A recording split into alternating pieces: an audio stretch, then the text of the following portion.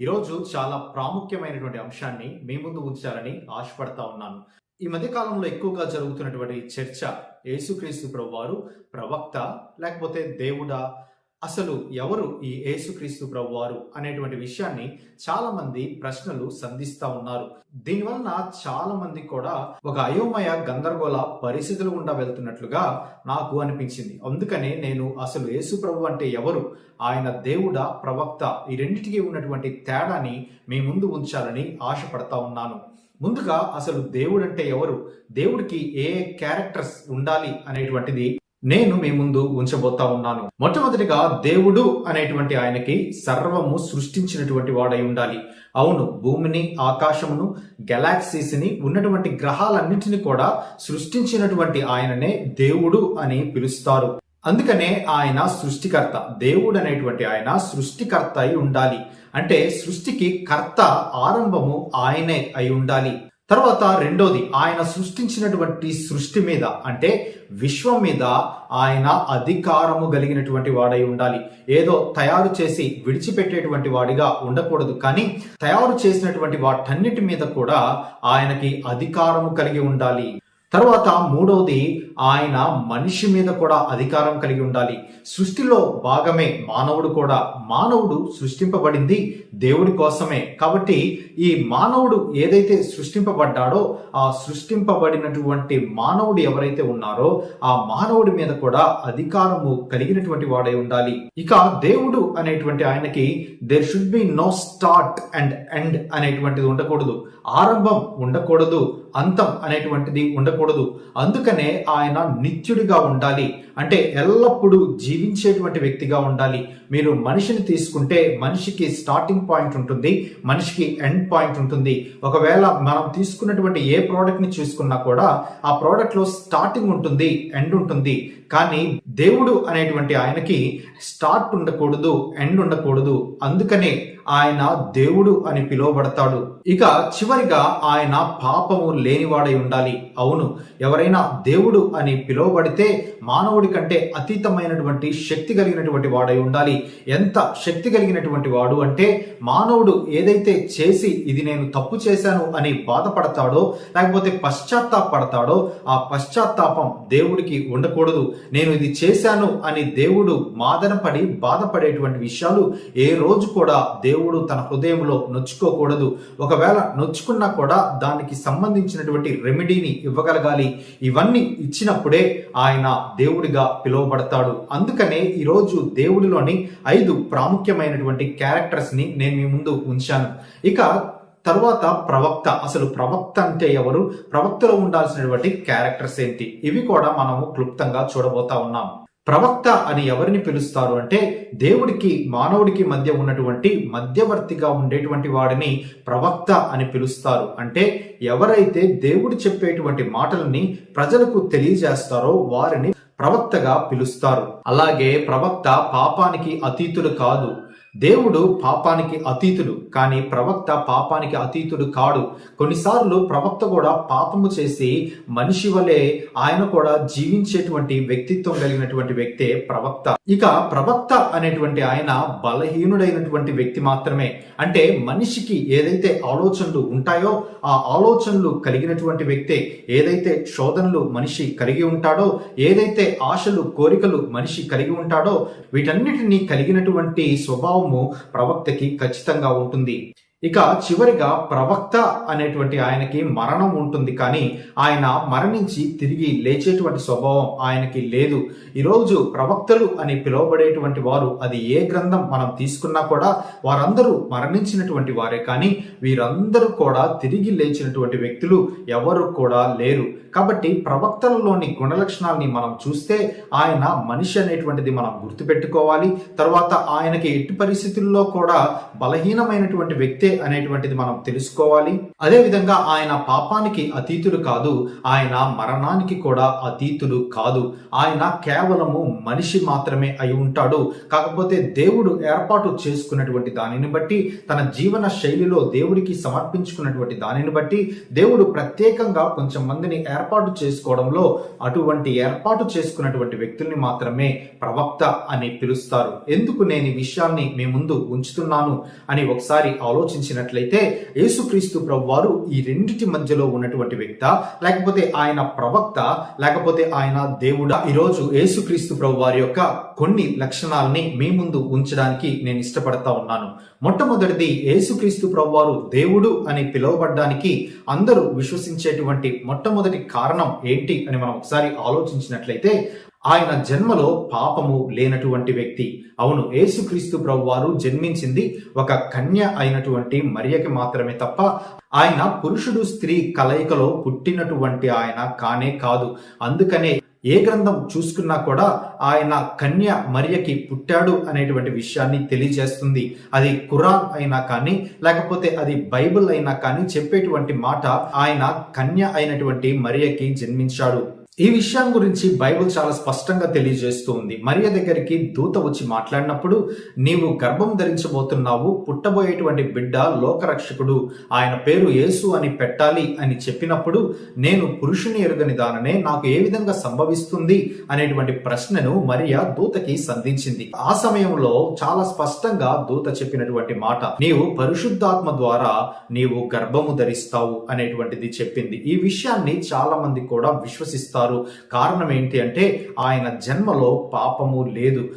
ఆ విషయము అప్పటికే వివాహానికి సిద్ధపడినటువంటి యోసేపు కూడా ఆయన ఇచ్చినటువంటి స్టేట్మెంట్ చాలా స్పష్టంగా ఉంటుంది. ఇది ఎలా సంభవిస్తుంది అని ఆశ్చర్యం వ్యక్తం చేశాడు యోసేపు కూడా.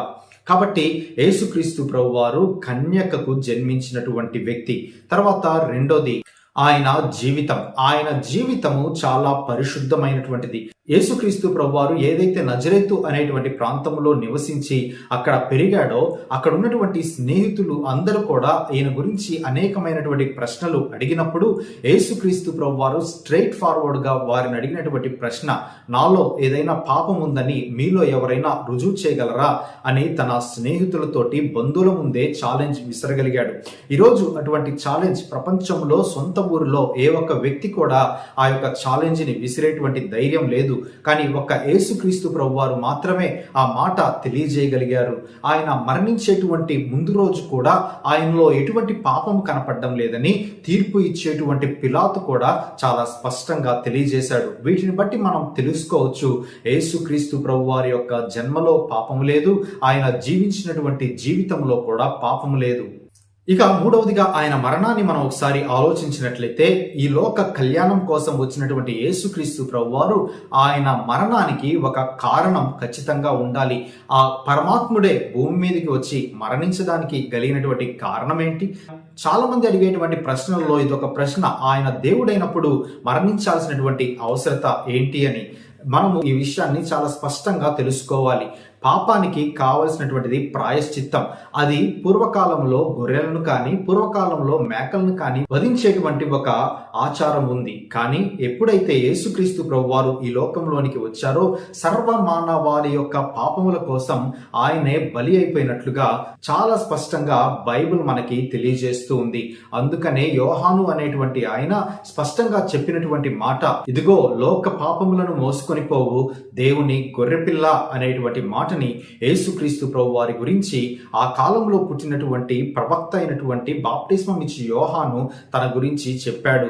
అవును, యేసుక్రీస్తు ప్రభు వారు ఈ లోకంలో ఉన్నటువంటి మానవాళిని పాపము నుండి, శాపము నుండి, ఏదైతే మానవుడు చేసినటువంటి పాపాలకు ప్రాయశ్చిత్తం లేక చాలా భయంకరంగా దుఃఖిస్తూ మరణం గురించి ఆలోచించి దుఃఖిస్తా బాధపడతా ఉన్నాడో, వాటన్నిటికీ పరిష్కారం ఇచ్చినటువంటి ఆయన ఒక్క యేసుక్రీస్తు ప్రభువారు మాత్రమే. అందుకే ఆయనకు ఇవ్వబడినటువంటి పేరు ఆయన రక్షకుడు. యేసు అనేటువంటి పదానికి రక్షకుడు అనేటువంటి మాటని మనం చూస్తాం. తన ప్రజలను పాపముల నుండి ఆయనే రక్షించును అనేటువంటి విషయాన్ని దూత కూడా ఎంతో స్పష్టంగా తెలియజేసింది. ఒకవేళ ఆయన ప్రవక్తే అయి ఉంటే ఆయన పాపములను క్షమించేటువంటి శక్తి ఉండేది కాదు. ఒకవేళ ఆయనే ప్రవక్త అయి ఉండి ఉంటే ఆయన పాపముల కోసం దేవుణ్ణి వేడుకునేటువంటి వాడే తప్ప ఆయన పాపముల కోసం మరణించాల్సినటువంటి అవసరత లేదు. భూమి మీద ప్రవక్తలు అని పిలువబడుతున్నటువంటి వారు ఎవరు కూడా పాపముల కోసం ప్రాయశ్చిత్తం చేసినటువంటి వారు లేరు. కానీ యేసుక్రీస్తు ప్రభు వారు మాత్రమే పాపముల కోసం ప్రాయశ్చిత్తం చేసినటువంటి వారు. ఆయన బలి ప్రపంచంలో ఉన్నటువంటి మానవాళికి సర్వ పాపముల నుండి విమోచనని కలిగించింది. ఇది ఎలా సాధ్యం అని మనం ఒకసారి ఆలోచించినప్పుడు అనేకమైనటువంటి వ్యక్తుల జీవితాలలో ఆయన చేసినటువంటి కార్యాలే నేటికి కూడా సాక్ష్యాలుగా మిగిలి ఉన్నాయి. అందుకనే ఆయన చేసినటువంటి బలి ద్వారా సర్వ మానవాళి యొక్క పాపములకు సంపూర్ణమైనటువంటి విడుదల వచ్చినట్లుగా ఈరోజు ప్రపంచం విశ్వసిస్తూ ఉంది.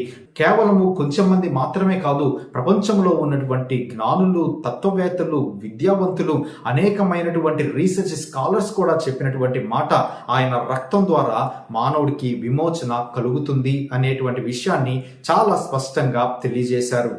అందుకే స్వామి వివేకానంద ఒక మాట చాలా స్పష్టంగా చెప్పాడు. ఆయన చెప్పినటువంటి మాట, నేనే కానీ ఆయన కాలంలో జీవించినటువంటి వ్యక్తిగా ఉంటే నేను నా యొక్క చేతులతో ఆయన పాదాలని కడగడం కాదు, కానీ నా యొక్క గుండెల్లో నుండి ప్రవహించేటువంటి రక్తం ద్వారా నేను ఆయన కాళ్ళను కడగడానికి సిద్ధపడతాను. కారణం ఏంటి అంటే ప్రపంచంలో ఆయన బోధించినటువంటి బోధలు, ప్రపంచంలో ఆయన చెప్పినటువంటి మాటలు ఇంకా ఏ ఒక్క వ్యక్తి కూడా చెప్పలేదు. అందుకని యేసుక్రీస్తు ప్రభు వారి యొక్క నామధేయము యేసు రక్షకుడు అనేటువంటి పదం మనకి అర్థమవుతూ ఉంది. ఇక చివరిగా మనం ఒకసారి ఆలోచించినట్లయితే ఆయన పునరుద్ధానుడై ఉండాలి. అంటే చనిపోయినటువంటి ఆయన తిరిగి లేచేటువంటి వ్యక్తిగా ఉండాలి. ఏ ప్రవక్త కూడా చనిపోయి తిరిగి లేవలేదు.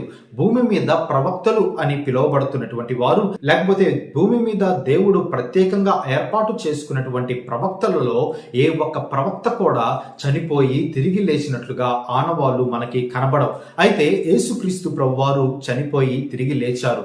అందుకనే ఆయన మరణం మీద విజయం సాధించాడు. ఆయన మాత్రమే విజయం సాధించడం కాదు, గాని ఆయన జీవించిన కాలంలో ఒక వ్యక్తి చనిపోయినప్పుడు 4 రోజుల తర్వాత తిరిగి ఆయనని లేపినట్లుగా మనం చూస్తాం. ఇవన్నీ మనం ఒకసారి ఆలోచిస్తా ఉన్నప్పుడు యేసు క్రీస్తు ప్రభు వారి యొక్క జీవితంలో స్పష్టంగా మనము తెలుసుకోవాల్సినటువంటి ప్రాముఖ్యమైనటువంటి అంశాలు ఏదైనా ఉన్నాయి అంటే అవి ప్రవక్తకి ఫిట్ అయ్యేటువంటి అంశాలు కాదు. లేకపోతే ఈయనని ప్రవక్త అనేటువంటి కోణంలో మనం చూసినట్లయితే ఈ కోణానికి ఆయన సరితూగడు. కారణం ఏంటంటే అంతకంటే మించినటువంటి శక్తివంతుడైనటువంటి ఆయన యేసుక్రీస్తు ప్రభువారు అయి ఉండాలి.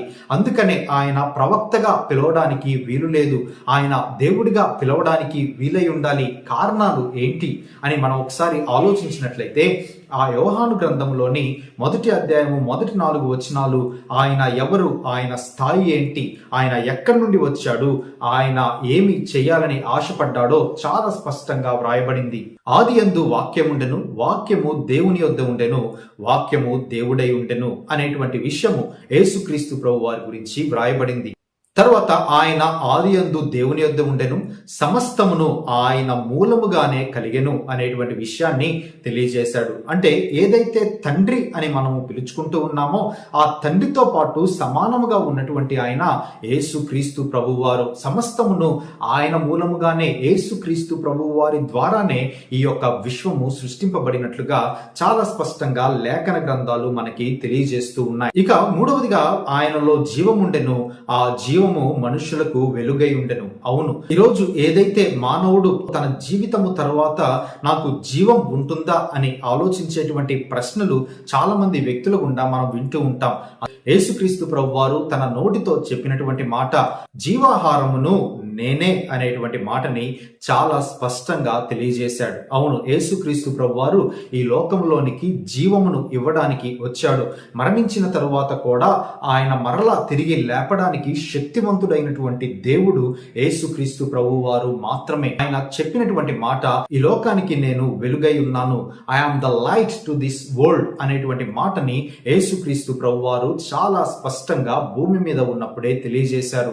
అంత మాత్రమే కాదు కానీ పరలోక రాజ్యం గురించి ఆయన తెలియజేస్తూ, నేనే మార్గమును సత్యమును జీవమునై ఉన్నాను, నా ద్వారానే తప్ప ఎవరు కూడా పరలోకము చేరలేరు అనేటువంటి విషయాన్ని యేసు ప్రభు చాలా స్పష్టంగా రూఢిపరిచినట్లుగా మనం చూస్తాం. కాబట్టి ఈ లోకములో ఎవరైనా పరలోకం వెళ్ళాలి అనేటువంటిది ఆశపడితే యేసు ప్రభు చెప్పినటువంటి మాట, ఆయన నేను ఒక్కడిని మాత్రమే తీసుకొని వెళ్ళగలను అని చెప్పాడు. నేను కూడా అనేటువంటి మాటని ఆయన సంబోధించి ఉంటే ఈ లోకములో అనేక మంది దేవుళ్ళు అని పిలువబడేటువంటి వారి మధ్య యేసుక్రీస్తు ప్రభు వారిని కూడా ఉంచడంలో ప్రాబ్లం లేదు. అయితే ఒక్క యేసుక్రీస్తు ప్రభు వారు మాత్రమే చెప్పినటువంటి మాట, నేను మాత్రమే, నేనే అనేటువంటి పదాన్ని ఆయన ఉపయోగించాడు. అందుకని నేనే మార్గమును, నేనే సత్యమును, నేనే జీవమును. ఏదైతే జీవం కోసం మానవుడు వెతుకుతూ ఉన్నాడో ఆ జీవానికి సంపూర్ణమైనటువంటి అర్థాన్ని ఇచ్చేటువంటిది యేసు క్రీస్తు ప్రభు వారు మాత్రమే. అందుకనే ఆయన పరలోకం నుండి దిగి వచ్చినటువంటి దేవుడు మాత్రమే కాదు గాని ఆయన భూమి ఆకాశములను సృజించినటువంటి దేవుడు. ఆయనను ప్రవక్తగా చూడడానికి ప్రవక్తలలో ఉన్నటువంటి గుణలక్షణాలకు మించినటువంటి గుణలక్షణాలు ఉన్నాయి. ఆయనను దేవుడిగా చూడడానికి, దేవుడు అని చెప్పుకోవడానికి దేవుడి కంటే తక్కువగా ఉన్నటువంటి గుణలక్షణాలు ఆయనలో ఏమీ లేవు. కారణాలు మనము చూసినట్లయితే మొట్టమొదటిగా మనం చూసినటువంటి అంశాలని ఒకసారి నేను మీకు జ్ఞాపకం చేస్తాను. మొట్టమొదటిది, ఆయన సృష్టికర్త అయి ఉండాలి. ఈ సృష్టికి కర్త ఆయనే, యేసుక్రీస్తు ప్రభువారే సృష్టికి కర్త.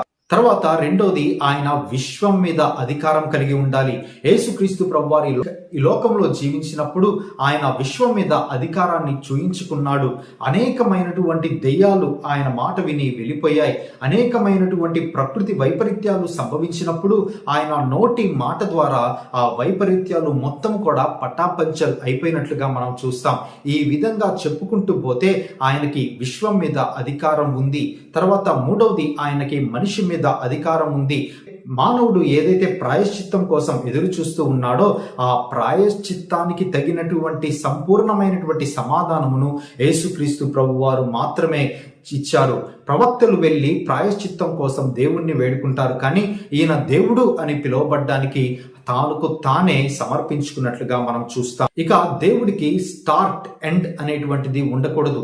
యేసుక్రీస్తు ప్రభువారు ఈ లోకంలో పుట్టాడు, ఆయన మరణించాడు, ఆయన తిరిగి లేచాడు, ఆయన పరలోకములో ఈరోజు ఉన్నాడు. ఈయనకి స్టార్టింగ్ లేదు, ఈయనకి ఎండ్ లేదు. కారణం ఏంటి అంటే ఆయన పుట్టుకకు ముందే ఆయనకు 5 పేర్లు ఇవ్వబడ్డాయి.